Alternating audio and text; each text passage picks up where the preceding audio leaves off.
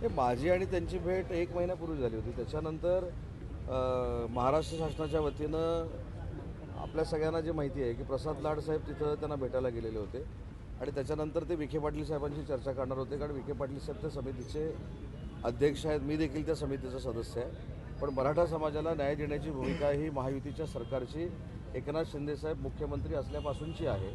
आज देवेंद्रजी देखील त्याच पद्धतीनं काम करत आहेत. त्याच्यामुळं मनोजदादा जरांगेंच्या ज्या काही शंका असतील ते सरकार म्हणून आम्ही दूर करतो. उस्मानाबादने जर त्या आंदोलनादरम्यान माझा मृत्यू झाला तर त्याला सर्वस्वी देवेंद्र फडणवीस हे जबाबदार असतील असं ते म्हणतात. नाही, मला असं वाटतं की या संदर्भामध्ये प्रसाद लाड आणि त्यांच्याशी जाऊन सविस्तर चर्चा केलेली आहे. प्रसाद लाड साहेबांचा कालच मला फोन होता की या संदर्भात चर्चा करायची आहे, विखे पाटील साहेबांची चर्चा करायची आहे. मनोजदादांना आंदोलनाची वेळ येणार नाही अशा पद्धतीनं शासन काम करेल अशा पद्धतीची भूमिका देखील प्रसाद लाड यांनी मांडलेली आहे. त्यांच्यावर आम्ही चर्चा करू आणि भविष्यातली आमची भूमिका मराठा समाजाबद्दलची जी सकारात्मक आहे ती तशीच ठेवून पुढे जाऊ. जरांगे पाटील असं पण म्हणत आहेत की शिवसेना शिंदे गटाच्या लोकांना किंवा त्यांच्या मंत्र्यांना सरकार काही खात नाही का, केवळ भाजपचेच मंत्री निर्णय घेतात का, असं देखील त्यांनी सवाल केलेला आहे. कारण आम्ही सरकारमध्ये काम करताना सांघिक काम करतोय. साहेब ज्यावेळी मुख्यमंत्री होते त्यावेळी देखील शिवसेना, भाजप, राष्ट्रवादी काँग्रेस पार्टी, अजितदादांचा असा आम्ही सांघिक निर्णय घ्यायचो. आता देवेंद्रजी मुख्यमंत्री आहेत, त्यांच्या नेतृत्वाखाली आम्ही सगळेच एकत्र येऊन निर्णय घेतो. त्याच्यामुळे महायुतीमध्ये असं काही इकडे तिकडे झालेलं नाही. मराठा समाजाचे प्रश्न तडीस नेऊन मार्गी लावणं ही आमची सगळ्यांची जबाबदारी आहे. साहेब, ठाण्यामध्ये जे आहे तो आपला पक्ष जो आहे तो बहुजन विकास आघाडीचा जी आहे ती बरखास्त करण्यात आलेली होती. नवीन पदाधिकाऱ्यांच्या नियुक्त्या कधीपर्यंत होणार अपेक्षित? आता आम्हाला इथे यायला जो उशीर झाला ती आमच्या शिवसेनेच्या प्रमुख 15-16 कोर कमिटीतल्या नेत्यांबरोबर जिल्ह्याची बैठक होती. 5 तारखेला माझ्या माहितीप्रमाणे संपर्क प्रमुख खासदार धैर्यशील माने साहेबांनी मुलाखती लावलेल्या आहेत. परंतु आजच्या बैठकीमध्ये जो सूर होता तो थोडाफार युतीमध्ये असताना देखील समन्वय नाही अशा पद्धतीचे चित्र आमच्या सगळ्यांच्या डोळ्यासमोर आलं. विधान परिषदेची निवडणूक आता समोर आहे. आमचे देखील 105 ते 110 सदस्य या संपूर्ण मतदारसंघामध्ये आहेत आणि म्हणून मी स्वतः असेल, धैर्यशील मानेसाहेब असतील, राहुल शेवाळ्यासाहेब असतील, ज्योतिताई असतील, आज जी आमची कोअर कमिटीची बैठक झाली ती आम्ही मुख्यमंत्री देवेंद्रजी फडणवीस साहेबांच्या कानावर घालणार आहोत माननीय एकनाथ शिंदे साहेबांच्या परवानगीनं. परंतु समन्वय असणं आवश्यक आहे. आम्ही महायुतीमध्ये काम करतो. त्याच्यामुळे पालकमंत्री शिवसेनेचा असेल तर त्यानं 2 पक्षाच्या बाकीच्या लोकांना बरोबर घेऊन चाललं पाहिजे. जर भाजपचा असेल तर त्याने देखील आम्हाला सगळ्यांना बरोबर घेऊन चाललं पाहिजे. महायुतीमध्ये कटुता येईल अशा पद्धतीचा मिठाचा खडा कोणी टाकू नये हीच आमची कोअर कमिटीमध्ये चर्चा झाली. आणि म्हणून मी सांगितलं की सिद्धराम मेत्रे साहेब असतील, भगीरथ दादा असतील, आमचे शहाजी बापू असतील, शहरामधले आमचे असतील, अशी सगळी मिळून आम्ही 105 ते 110पर्यंत जातो. त्याच्यामुळे आमचा देखील मतदानामध्ये वाटा आहे.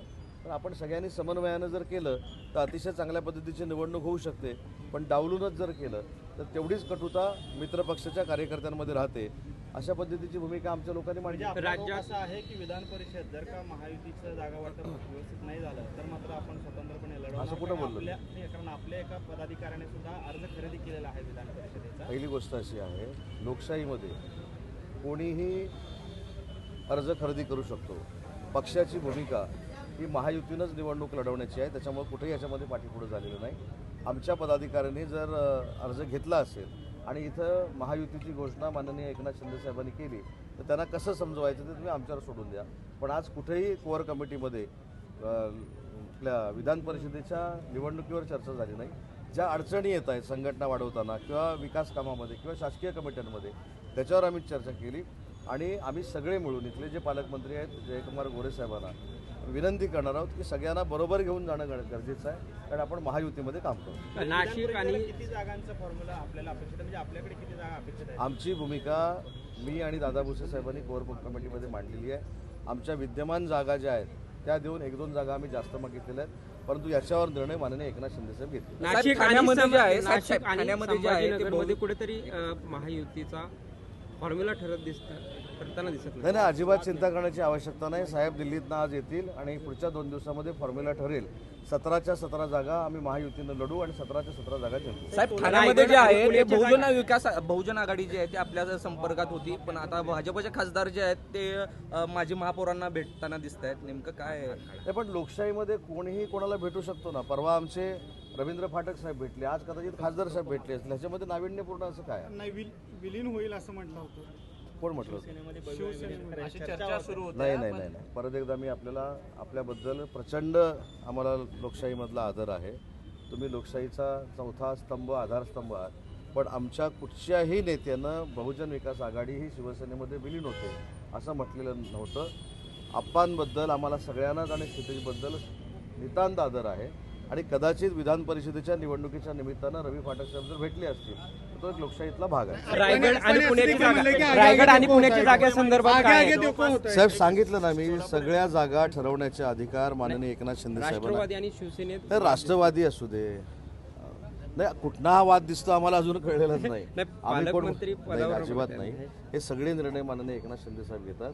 आणि सोलापूरच्या MIDC बाबत आज मी काही बोलत नाही कारण आचारसंहिता आहे. पण पुढच्या 15 ते 20 दिवसानं जेव्हा आचारसंहिता संपेल ना, मी सांगतो ना, म्हणून आता त्याच्यावर बोलणं योग्य नाही.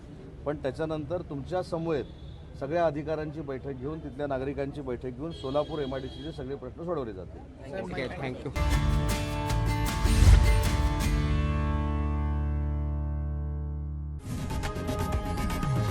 लोकशाही मराठी ऐका, पहा, जागरूक रहा.